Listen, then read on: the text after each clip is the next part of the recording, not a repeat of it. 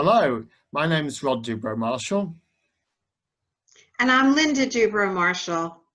and I'm on the ICSA Board of Directors and Chair of the ICSA Research Network, and I'm also co-editor of the International Journal of Coercion, Abuse and Manipulation. And I'm the chair of the ICSA Mental Health Network. And together we're co-program leaders for the online Masters in Psychology of Coercive Control at the University of Salford, a program we created together, didn't we? We certainly did. So let's move on to the overview of today's Coercive Control webinar. Well, today we're going to tell you a little bit about our backgrounds and how our interest in the psychology of coercive control developed. And we're going to examine how the psychology of coercive control addresses a range of distressing and abusive relationships and experiences across different settings: cults, extremist groups, families, trafficking, and gangs. And we're going to tell you about our online MSc Psychology of Coercive Control program at the University of Salford and the opportunities that it offers for our students to learn and to progress in their professional work. So talking about our personal interests, and in a sense how we got here with the work that we do in the programme. I'm a PhD psychologist. I'm a member of the British Psychological Society, a graduate member and member of the Division of Social Psychology. And I've been supervising research students in this area for many years, including one of the early studies of second generation membership of cults. My original research was all about identity and prejudice, which is a related area, of course. And I developed the evidence-based theory of totalistic identity, also the extensive group identity scale, in the work that I did with Paul Martin and Ron Burks at Wellspring. My interest also arises from being a former member of two far-left political groups. And alongside that, I specialise in education and young people, working with them, and also in community regeneration. And I'm an exit counsellor with RETIRN that we'll say a little bit more about in a few minutes. Great, and that's me, Linda, and I'm a clinical and counseling psychologist registered with the Health and Care Professions Council in the UK. I also have credentials in the US as a licensed psychologist in Pennsylvania. I'm an accredited counselor and psychotherapist with the British Association for Counseling and Psychotherapy. And I have many years of clinical experience working with survivors of domestic abuse, interpersonal abuse, and trauma. And my research has been on the influence of group pressure on anti-Semitism. That was my first research study. And I did my PhD about families of Holocaust survivors and intergenerational trauma. I am originally from the US, where I started RETIRN, which we'll tell you about in a second, with colleagues from Philadelphia. But then I married Rod, hence the shared names. And I moved to the UK and started RETIRN UK with Rod. And I also moved into a full-time academic career. And so that's been a very exciting time. So this is RETIRN, or RETIRN UK, which has been operating since 2004. So it stands for Reentry Therapy Information and Referral Network, hence the I is for information and not a typo. So by reentry, we just feel that when people come out of abusive relationships, there's all kinds of tasks that they have to do to re-enter. They re-enter their families, their friendship circles, work, their community, schools, colleges, and this is true wherever they're coming from. And the therapy, many people benefit from having professional therapy when they leave an abusive relationship. And some of the things that we incorporate into the RETIRN model, the way that we approach helping people, include MI, which is motivational interviewing, which is an excellent approach to things that we're ambivalent about. And so we acknowledge the mixed feelings that people have about their complicated set of experiences that they will have had. And also the role of psychoeducation is really important. So we put a lot of focus on educating people about the psychology of coercive control so that they can understand their experiences better. And it also is very destigmatizing when we do that. Information includes that psychoeducation, but also other information that helps people to grow and move on and be independent.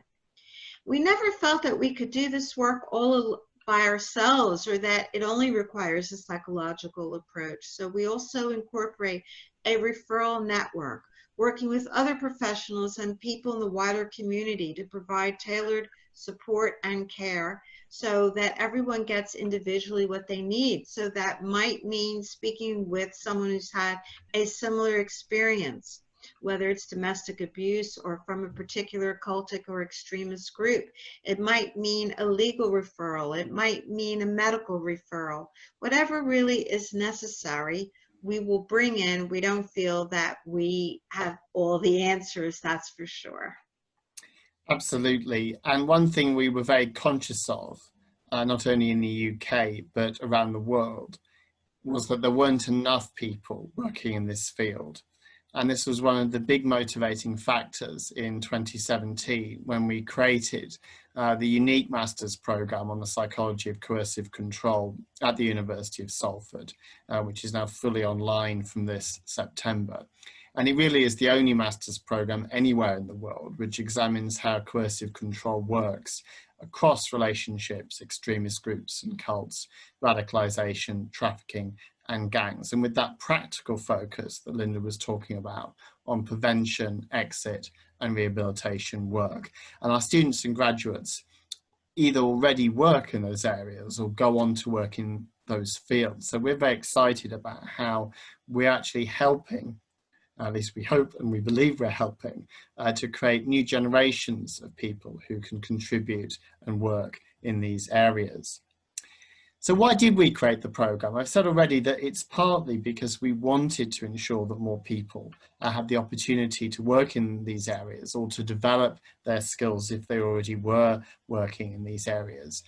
But our inspiration came from particular people, and there are too many really to list here, but we wanted to just mention some of them who come up on the course that we'll talk about later, but which also in many respects are the bedrock of an understanding of coercive control that many of us in the field rely upon. And one key person, of course, is the late great Margaret Singer, whose work on coercive persuasion and thought reform is really seminal work about cultic groups, looking at how psychological influence affects people, how it changes people's beliefs, attitudes, and behaviors, as the slide says, through a series of manipulative steps, which people often are not aware of.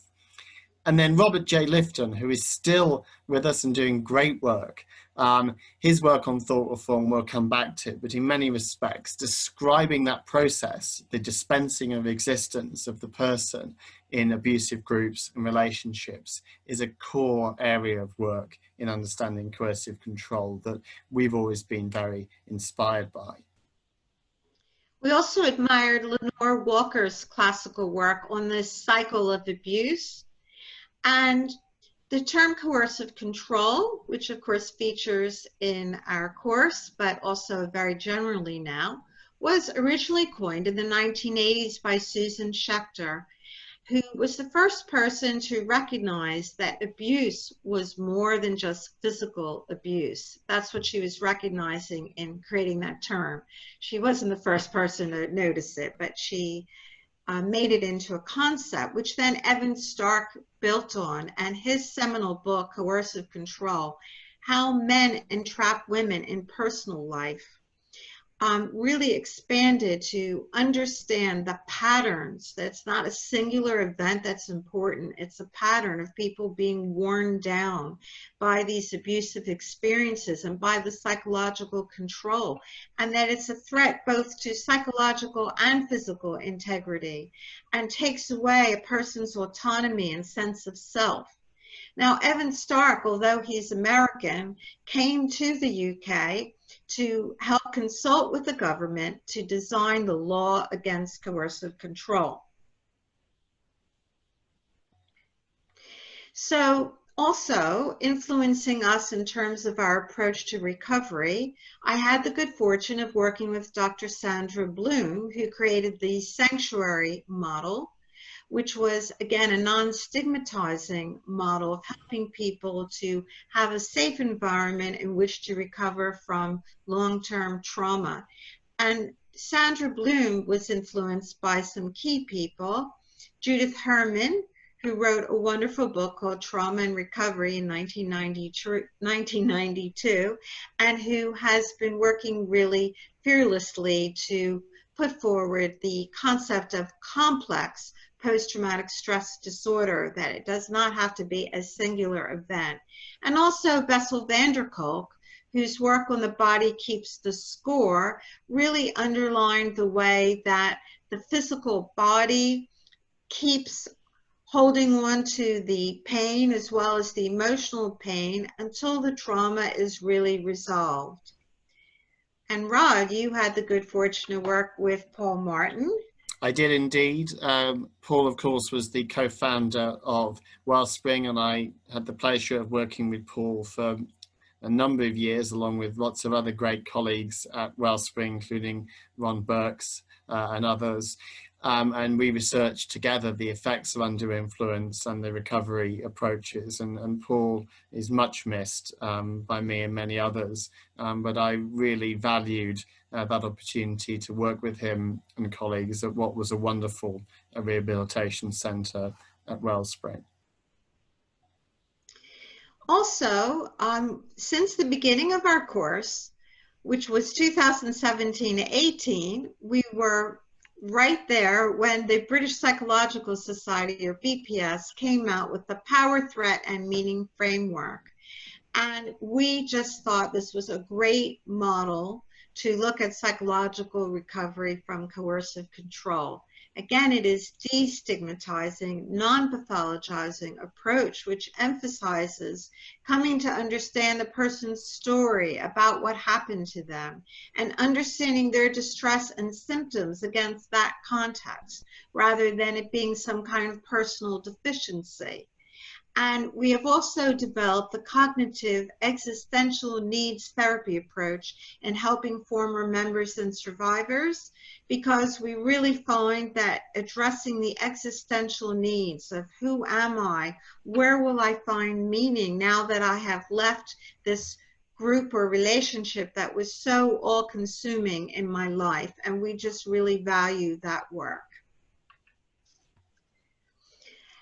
Now, in 2016 to 17 is the year that we spent developing and getting validation for our course. And that's because the year before, the UK really took a great leap forward in passing the Serious Crime Act in 2015, and Section 76 made it a serious crime to exhibit controlling and coercive behavior, and recognize that that coercion can be psychological only. So what this means is we have people in the UK who are serving time in prison for psychological abuse. And this was so exciting to us and made us feel that the time was right to put together our program. So what does the Serious Crime Act actually say? Well, it distinguishes between controlling behavior and coercive behavior, although in actuality, these tend to go side by side or together. So it's a range of acts, it's not one thing, and it is purposeful. And the purpose of it is to make the other person subordinate and or dependent. And how do people do that? Well, they isolate them from sources of support. They exploit the resources that the person has. And instead of the person being able to use their own resources for personal gain, they take that over, they manipulate the person, and they deprive them or take away from them their ability to be independent, to resist or escape. And they do that partially by carefully regulating what they do every day, even every minute. It's a real nightmare. And the coercion consists of a pattern of acts of assault, threats, humiliation, which is a very powerful motivator, and intimidation or other abuse. And again, it's intentional. It's used to harm, punish, or frighten the victims. It's not a mistake. It's manipulative. Controlling or coercive behavior does not relate to a single incident. It is a pattern, and it is purposeful, and it takes place over time. And the purpose is that the one individual wants to exert power, control, or coercion over another person. So the thing that's really great about this law is it puts the responsibility and accountability right back where it belongs, on the perpetrator who has chosen to carry out these behaviors. It does not blame the victim. So the law goes on to give examples. So the isolation from friends and family, depriving people of their basic needs, monitoring and checking on them, what they're doing with their time.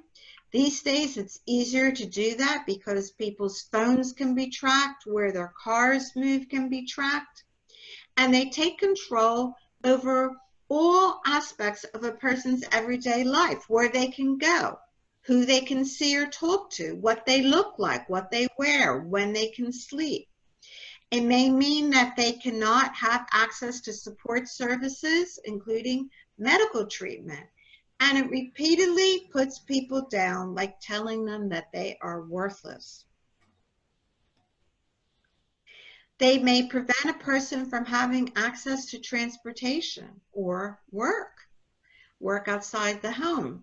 They enforce rules, many rules sometimes, and activities which humiliate, degrade, or dehumanize the person. They force them to take place in criminal activities, whether it's shoplifting or working for the mission instead of taking care of their children, and it encourages self-blame, and it prevents disclosure to authorities. And this is the role of trauma-coerced attachment, where we see people through trauma become so dependent on the person and attached to them that they do things that are against their values. Over the years since the law passed, there's been more and more acknowledgement of financial abuse, people not having access to money or means of escape, threats to hurt or kill, threats to the person through their children, I will hurt your child, threats to reveal or publish private information about the person. So the types of behavior can include assault, criminal damage, which sometimes means destroying people's beloved possessions or pets, and rape and other kinds of sexual assault. So indeed, overall, the impact of any one of the items on the list could be devastating and long-lasting and produce symptoms of post-traumatic stress and other things. And each item or form of abuse can lead to prosecution in the United Kingdom. It recognizes the importance of threats. And we see that this list will produce many psychological problems, and they come from your very being, your soul, your sense of self being seriously assaulted. So the law recognises that the harm that's caused by coercion or control, and also how that builds up over time, its cumulative impact. And this is really based in many respects on Evan Stark's work on how one can detect a repeated pattern of abuse that can be injurious and harmful rather than single incidents of violence. And that very much resonates with the experiences of people both in domestic abuse situations, but also in groups and in trafficking, where over time there's this pattern of abuse, which can lead to complex post-traumatic stress disorder, but also other forms of psychological distress, such as and including depression and dissociation. It's also the case, and this is something that we're working on a lot these days, how this creates this trauma bond or trauma coerced attachment, and understanding the psychology of how people who are being abused at times will feel attached to the perpetrator. And that's, of course, part of the power that the perpetrator or the group leader has over them. And that's very important in exit work, of course, but also in recovery work as well. And in the UK, the domestic abuse bill is about, hopefully, to be passed finally through Parliament after 2 years, which includes a statutory definition of domestic abuse, which includes the controlling and coercive behaviour definition, but also violence and abuse between anyone aged 16 or over. And that includes intimate partners, but also family members. And in that sense, the definition of coercive and controlling behaviour has been widened a little and still includes psychological, physical, sexual and economic abuse, but also emotional forms of abuse as well, but can also encompass wider family members, parental abuse, for example, by an adolescent or grown child. So that could include elder abuse. And so it's not just couples. And it can also exist between older siblings, in that sense, a wider extended family. And that's where the bill, and soon hopefully to be act, does also encompass honour-based abuse and violence, which of course is family-based as well as in part group or community-based. So what we've talked about over the years, and this really goes way back to Linda's early work around domestic violence as a cult at the first AFF ICSA conference that she attended, about this spectrum of coercive control across these different comparative contexts, that perpetrators don't recognize the boundaries that academics or professionals have in their practice, but actually, unfortunately, will seek out victims and will seek to exploit and abuse people across those contexts. That can include in family settings, domestic abuse, but it can be in groups, cultic groups or extremist groups, but also in trafficking, gangs, elder abuse. Female genital mutilation is another terrible example of abuse that involves extreme coercion as well as physical abuse, of course. And this is what we refer to as that spectrum or full spectrum of coercive control. And I was honoured to be asked a few years ago to do the closing plenary at the ICSA conference in Philadelphia, and there's a little picture there of me doing that in 2018, where I talked about the spectrum of coercive control. And really what we are striving, all of us in this field, to create is an environment where existing professionals and those that want to work in the field can develop their skills further to work across these domains of coercion and abuse, recognizing that perpetrators operate across these domains and will seek to exploit and abuse people with terrible consequences for individuals and families, but also sometimes, in the case of radicalization, terrible effects on communities more broadly. And so we infuse that spectrum into our work around prevention, but also work around exit, helping people get out of abusive and coercive situations, but also in our recovery work as well. In that sense, we're learning all the time about how coercive control transcends some of the concepts that some of the key figures in our field, like Robert J. Lifton, like Margaret Singer, have developed over the years. In that sense, we see thought reform and brainwashing and gaslighting and mind control as being overlapping concepts, and that coercive control is very much a unifying or binding concept that shows that these concepts are explaining different aspects of the same phenomenon, how one person or how a group can effectively control and take life away and liberty away from individuals, how this can lead to trauma coerced attachment, where sometimes the individuals, while they're being abused, believe wrongly that they're doing it for the right reasons. Like we often say, nobody chooses to join an abusive group or an abusive relationship. And I know that myself from personal experience.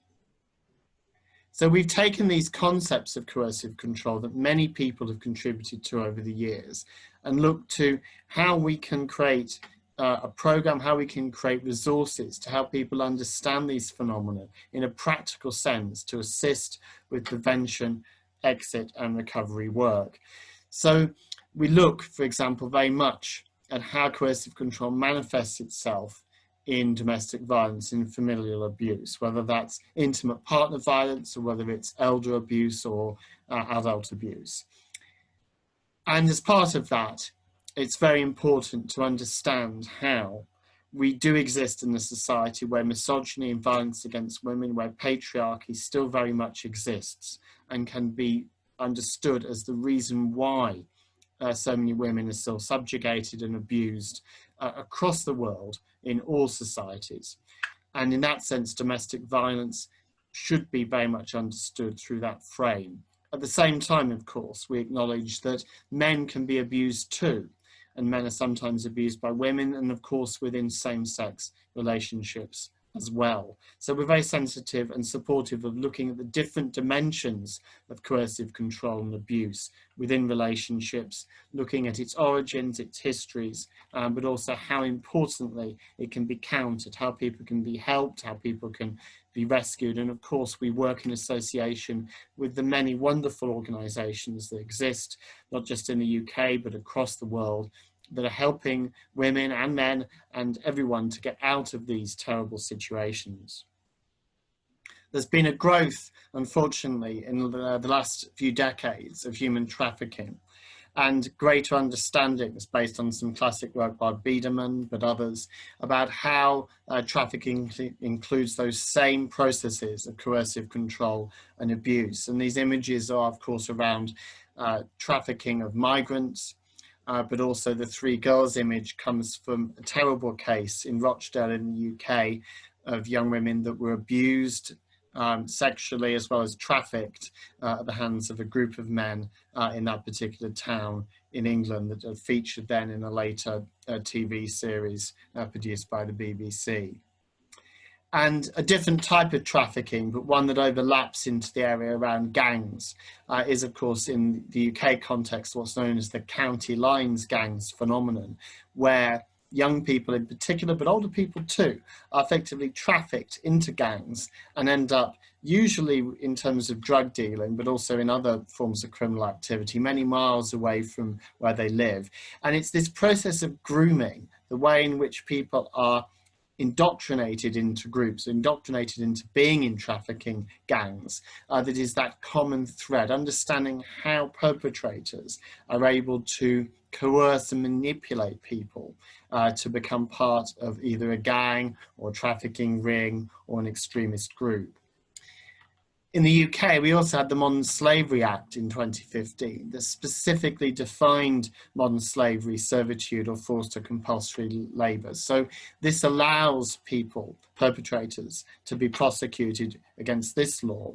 And indeed, this law has also led in the UK to the national referral mechanism, whereby a number of charities are operating to try and prevent people from being exploited through trafficking. And in different countries, different jurisdictions, there are examples of other laws that are seeking to combat human trafficking and modern slavery as well.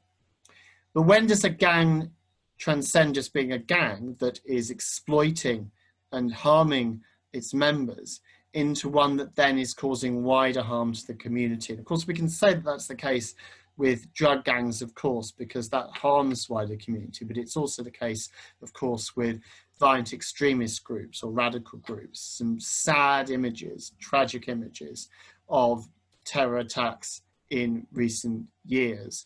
And of course, the rise as well of the far right or the alt-right, both in North America and in Europe. And again, these are extremist groups. These are terrorist cults that people are being recruited into using coercion and manipulation. And again, that process of how people get recruited and how they might be helped to exit is that common thread across these different contexts of coercive control. It sometimes comes together in particular groups. The Balakrishnan Maoist family cult, which featured in the TV documentary, The Cult Next Door, the perpetrator, the leader, Aravindan Balakrishnan, was the founder of this group that had a Maoist ideology, but he was also a serial rapist and child abuser who basically created a family around him that eventually, thankfully, people escaped from, but not before huge harm and distress was caused to the people involved. This is an example of a group that brings together aspects of family abuse, domestic violence, with a political cult. And like in cults, you had the woman to the right there was born into this house where the women were enslaved and following Balakrishnan. That's the only life she knew until she escaped in her 30s. Yeah, absolutely right. Sorry. And of course, there are many people who are also born and raised in groups. And again, that's an important area of research and practice, of course, within ICSA and far beyond as well. It's important, therefore, to kind of apply some of the classic theories like thought reform to groups, to cults, to coercive relationships. And you can see how Lifton's themes of thought reform can apply to domestic relationships. He or she knows where I am. It's all about him. The demand for purity. I just need to try harder all the time. Confession, I'm so sorry, I failed again. Mystical manipulation, that person is so amazing. How can I defy them? I owe that person everything. And of course, that's one of the double binds aspects of the trauma coerced attachment that is common across domestic violence, trafficking, and cults and extremist groups. And together we can achieve anything we want. That myth that cult leaders and perpetrators put out constantly, but to the detriment of the individual with the dispensing of the person's existence. And this can also be referred to through different theories that have looked psychologically at how people are affected by coercion, such as the totalistic identity theory that I've developed, which in many respects relates to Judith Herman's work on trauma coerced attachment, and how the group or the person, the extremist group or the dominant partner, cuts off other aspects of the person's self-identity. And of course, again, this is different for people growing up in abusive groups or families, where those aspects of identity, of course, are not allowed to develop initially. And so we need to always be really careful to listen to survivors, to listen to their stories, and to understand how we can develop ways to help them better. Some of these models are therefore useful as a starting point, but in our view, there's no substitute for listening to survivors and working carefully with them to understand better what they've gone through. And so this led us then to create, as we said, the MSc Masters of Science program in Coercive Control at Salford. Yes, and we're very excited that we'll be offering everything online this coming year. We've been offering everything online since March, so we're quite experienced with this now, and it was very well received by our students and by ourselves. And so if you study with us full-time, it's 1 year of study from the end of September to the following end of September. If people study with us part-time, it's 3 years. And there are 4 taught modules or courses, plus a research project or a dissertation. So full-time, you take 2 modules or courses each semester, and then you do your dissertation from June to September. So let's briefly talk about each of the modules or courses in turn. In trimester 1 from September to January, the first module is the etiology and psychology of coercive control, where we look at the way in which coercive control and abuse operates across those different domains of abuse and coercion in domestic violence, in extremist groups and cults, in trafficking and gangs. And we look at the psychology of that, the social psychology of that, we look at the history and the patriarchy of that, and we look at how that unfolds over time to help both with prevention, but also to help with exit work, leading into the recovery module that comes later on. And alongside that, We have research methods in psychology. And in this module, you learn about all the different qualitative and quantitative approaches to conducting research. And you learn about different examples to see how people have applied the research methods to relevant studies in the different areas of psychology. And you get experience in this module preparing a research proposal. This isn't doing the research like you might do with the dissertation, but learning all about how to put together a research study. And you get individual supervision to help you to do that. And then in trimester 2, we have psychological approaches to recovery from coercive control. And here we look at a whole range of approaches. And we should say that we do bring in guest speakers as well throughout the program, so that you can hear different people's approach to how they help people to recovery. And in this time, we also encourage people to have an optional work experience or placement, and that helps them to do the case study analysis that is part of that course or module. And then we have the module, The Anatomy of Coercive Control in Comparative Contexts, where we look at how coercive control has worked across history in different cultures and in different social domains. And this is really important to equip people with the knowledge to be able to be sensitive to those contexts, to understand how coercive control operates, to help people get out of those coercive and abusive situations, but to understand the cultural and historical factors that sometimes bind people into those situations. And then in trimester 3, we have the dissertation, where students can either do an empirical piece of research, either qualitative or quantitative, and that's really exciting, but also some really good systematic reviews of existing literature, where people will research what has already been done in the field and advance understandings that way. So the online delivery for the programme this coming year will be delivered through some main lectures that will be delivered live, but they'll also be recorded. So you can watch them live, but students will also be able to listen and watch them at a later point that works for them. We'll also offer tutorials to discuss the materials from the lectures at times that are convenient for students. That can either be one-to-one discussions and or in small groups. And we'll also have online seminar group sessions that will also take place. And that will be supplemented by lots of supporting materials on our programme Blackboard site, papers, book chapters, videos, blogs, etc., and links to other resources. And one of the key reasons why we made the course online this coming year was to give opportunities wider to students from different parts of the world who couldn't travel to the UK to undertake the course. And so if we get enough students in different time zones, then we also have the option to re-deliver a live session on the particular time zone, as well as, of course, having the interactive sessions that we already mentioned. But we really do want to tailor this program to the needs of individual students, because we very much are committed to ensuring that every student on the course leaves with the greater knowledge and skills that can then help them in their careers, either their existing work or in their future careers. And then if you didn't want to do the entire master's degree, you can take the 4 modules or courses and not do the dissertation, and you will be awarded a postgraduate diploma in coercive control. Or you could take 2 modules or courses and you get a postgraduate certificate. And you also have the option to take individual modules as continuing professional education or for personal interest.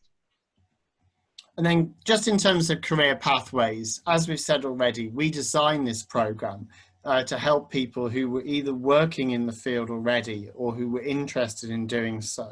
And so we've been delighted to see graduates go into work already giving support and guidance or exit work for people affected by coercion in groups or families, people already on the program who are working with organizations such as the Freedom Program or other helping organizations, but also we have somebody who went on to work in the probation service here in the UK. So there are many career pathways, and it's really important that courses like this exist, and we really hope that in the years to come we're not the only course that's looking at coercive control across these domains. But for us, this is an opportunity for people to develop their skills and experience so that they can go on to work in these different fields. And just to say that across the program, we also have a range of wonderful guest speakers and lecturers, practitioners in the field from within the ICSA network, but also from other networks as well, who add a great deal to the knowledge and the skills that are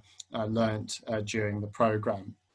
So it's been our pleasure to talk about coercive control, the different dimensions and domains, but also how we've tried to bring that together in the master's program at the University of Salford. This is online this September. And if you have any questions about that, and if you're interested in applying, then that's the link, and this will be up on the ICSA website. And that just says a little bit about the personal statement and copies of transcripts and things that you need to send in. But we're very happy to advise and talk to you about your application if you're interested in applying to the program. So thank you very much for listening, everybody. And we'll now move. Thank you so much. Thank you, and we'll now move to questions in the next part of the session.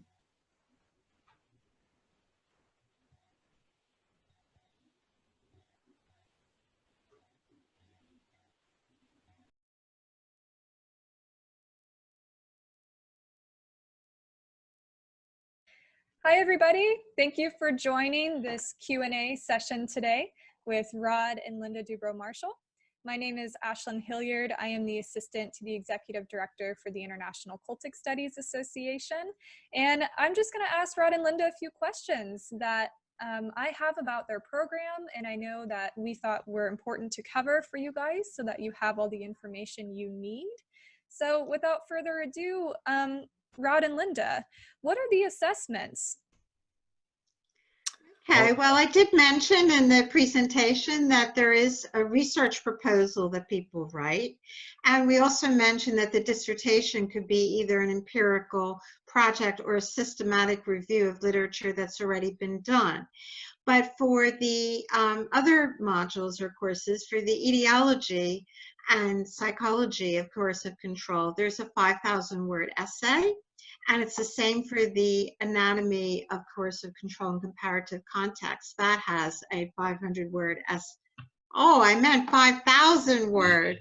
I meant 5,000 word for both the etiology and anatomy. Yes, 500 words would be like a paragraph. Yeah. But for the psychological approaches to recovery from coercive control, there are two assessments. And one is an oral presentation where people present a case study. And the other is a 2,500-word essay.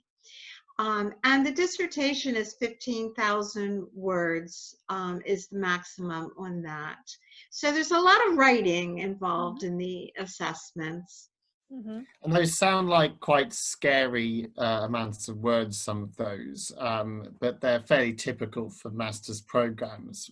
We also work with students on essay plans so that can kind of be broken down a little bit into chunks. So maybe the 500 words was okay because it's like 500.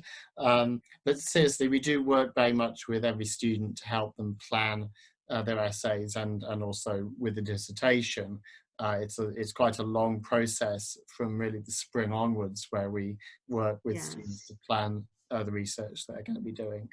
And we review drafts of the dissertation. And we also bring in experts on study skills to help the students. Mhm. So we use our own study skills specialists at the university come in and talk about how to do an essay, how to do an oral presentation, and we bring in a specialist librarian or sometimes two specialist librarians to say how to find good research. So we really support the students a lot in how to do the assessments. And we really want everyone to be successful, and that's what we do, everything that we can to ensure that they are. Yeah, thank you very much. One of the next questions I have is, do you cover people who are born and raised in cultic groups in your course? Yeah, we certainly do. And we've had guest speakers on that subject across the years that we've run the program. And that will be our intention next year on the course as well. And it's a really important area because it's actually an area where, and we covered this a little bit in the presentation, where cults and the abuse and coercion in cults overlaps, of course, with what happens in families. And there are small family-based cults that are basically families that are cult-like in the way that they operate. But then, of course, you also have larger groups, of course, that are also family-based. And so there's been some really great work done, in fact, by some really good researchers in the UK as well as elsewhere, looking at second generation and indeed intergenerational forms of coercion. And that's, of course, the term that Jill Mitten coined and has developed here in the UK.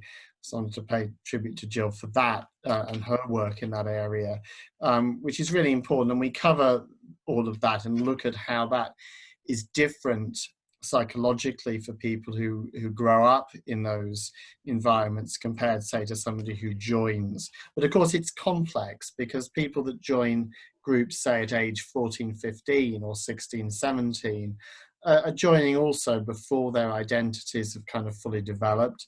And so there's kind of an interesting overlap sometimes between the experiences of people who grow up in groups and who come to the realization about what that is in their teenage years, and people who are joining groups or are groomed into groups at a young age or into abusive relationships. So again, we look at how that kind of intersects and overlaps between those different domains. But yeah, for sure, we definitely cover second, third and intergenerational groups in the course, and also about recovery particularly as well for that particular population of survivors. Yeah. And we also look at how sometimes domestic abuse goes generation to generation to generation. So the expectations are that that's part of how people live. And we work with people on how to help people that are stuck in that way of thinking, and people that grow up in families that have been involved with gangs for several generations. And we look at female genital mutilation, which happens to children, and we look at how the whole society is manipulated into doing something very abusive. So that's something else that just happens to children, and we look at the psychology of that, what allows that to happen. Yeah, thank you. Thank you for answering that. The next question I had is, can you say a bit more about trauma-coerced attachment? Okay, do you want to go first, Linda, and then I could come in too? Okay, that's great. Well, trauma-coerced attachment is also known as trauma bonds. And it really helps explain phenomena that people have often questioned, like, why don't you just leave that abusive person? Why don't you just leave that abusive group? And if you look at it as the actual attachment and the dependency that has been inculcated in you to depend on this person for your very existence, and your own identity has been stripped away, then these questions become irrelevant about, like, why didn't you leave? Because it makes it clear that they're actually part of the trauma is that you've been forced to be attached to a perpetrator. Right. Yeah, absolutely. And the other term that relates in a way to trauma coerced attachment is also Stockholm syndrome. which came from the famous hostage-taking situation in Stockholm in the 1970s, but probably was popularized as an explanation of what happened to Patty Hearst when she was kidnapped by the SLA, and the way in which people can become apparently attached to perpetrators in those situations. And it very much transcends the different contexts of coercive control happening in abusive relationships and in groups. And it kind of does also relate to notions of identity and totalistic identity, where people are identifying fully with the group or with the perpetrator, and will then also carry out actions on behalf of that perpetrator or the group. And so that's where the distinction sometimes between victims and perpetrators themselves within groups can become blurred. And we do also look at that on the course as well. Yeah, thank you.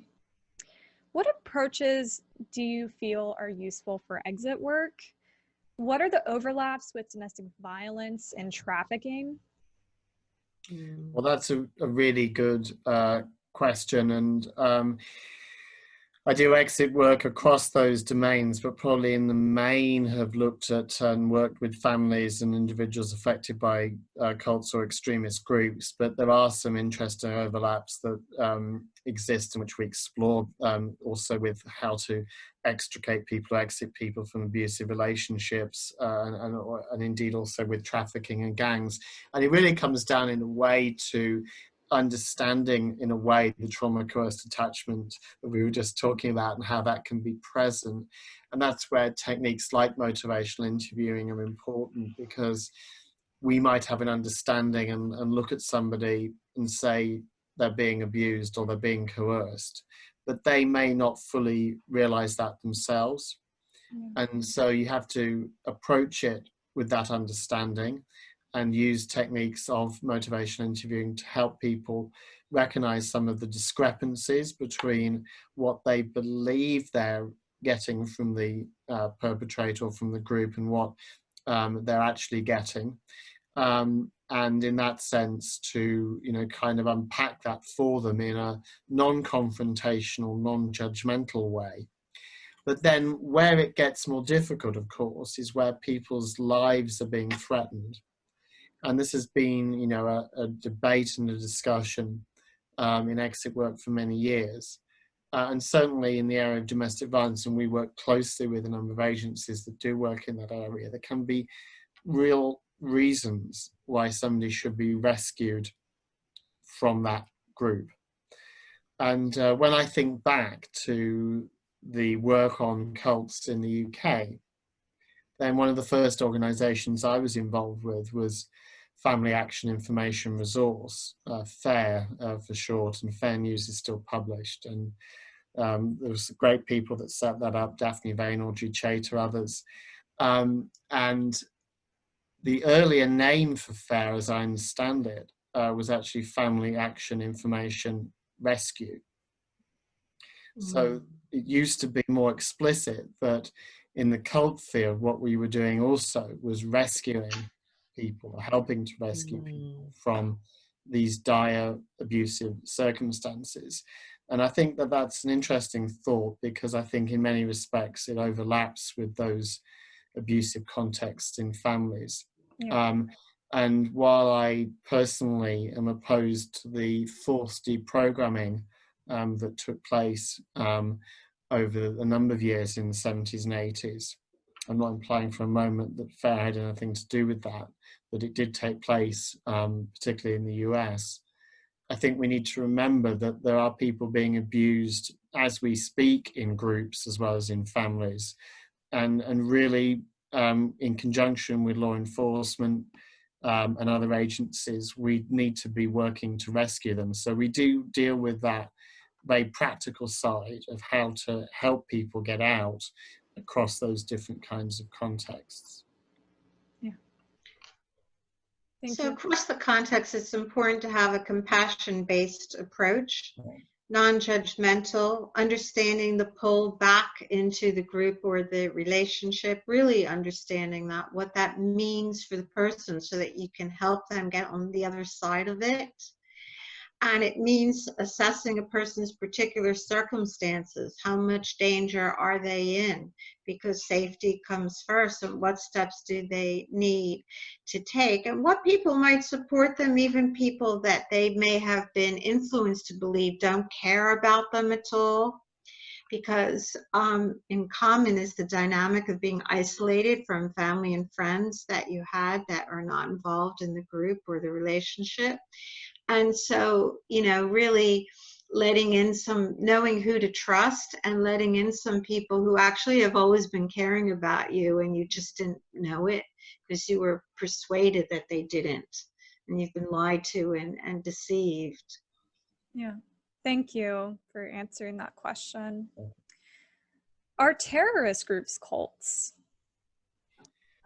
Well, certainly I think that terrorist groups are a subsection of cults more broadly. I mean, obviously not all cults are violent extremist groups. They're not all externally violent to wider society.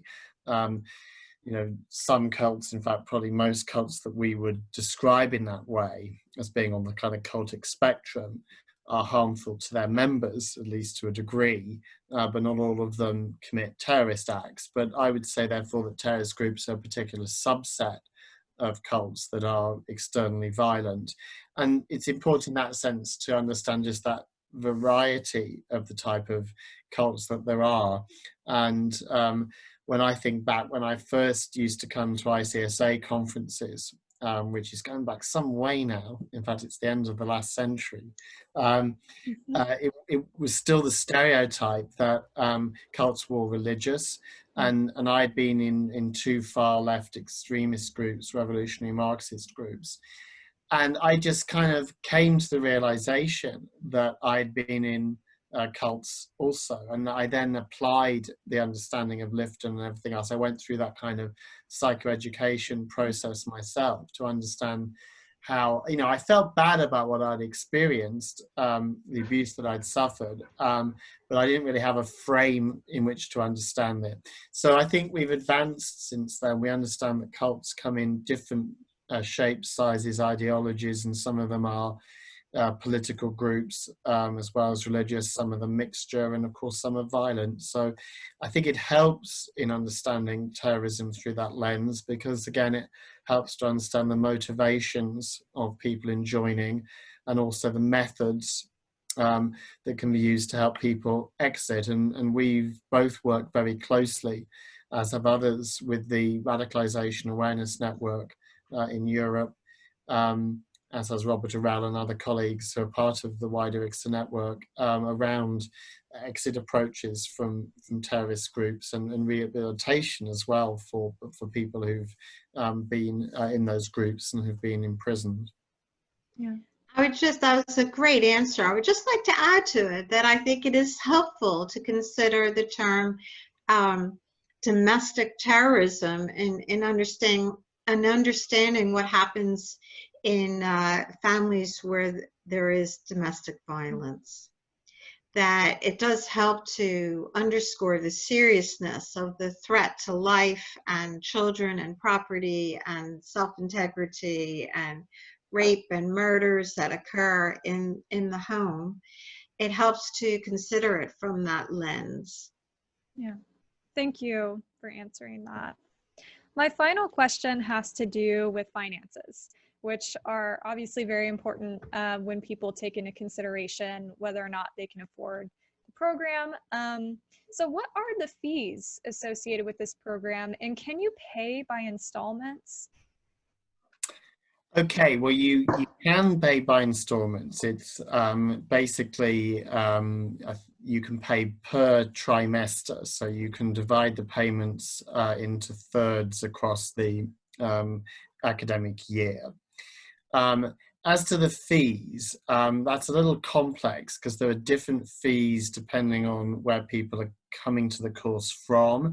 And so we would probably recommend, rather than me trying to go through that now, we would recommend that people go to the link that we had up on the slide, which will also be on the ICSA website, as to where you can go for the course application information. That will have the fees listed. But if anyone has any specific questions about the fees, and we're hoping as well that in the fullness of time, there will be scholarships available to support students, either from the university or indeed scholarships from non-profits that may be able to support students in doing our program. I was going to say attending our program, but it's going to be an online program, so you'll be attending in the sense of coming together. Virtual attendance. That's right. But I'm a real fan and supporter of scholarship programs, and it's early days for us in that regard, but we will be focusing on how we can get more of that for students in the future. Yeah, thank you. Anything to add to that, Linda? No, that was a good answer. Covered it. Well, okay, one thing. If you're in a good position financially and you can pay up front, I believe there's a 3% discount. I think that's right. I think that's right. Oh. And, you know, I wish the fees were lower. They're actually lower than typically in the United States for anyone who's watching this from the US. But of course, it's still a big investment. We appreciate that very much. It's why we seek to tailor the course very much to individual student needs.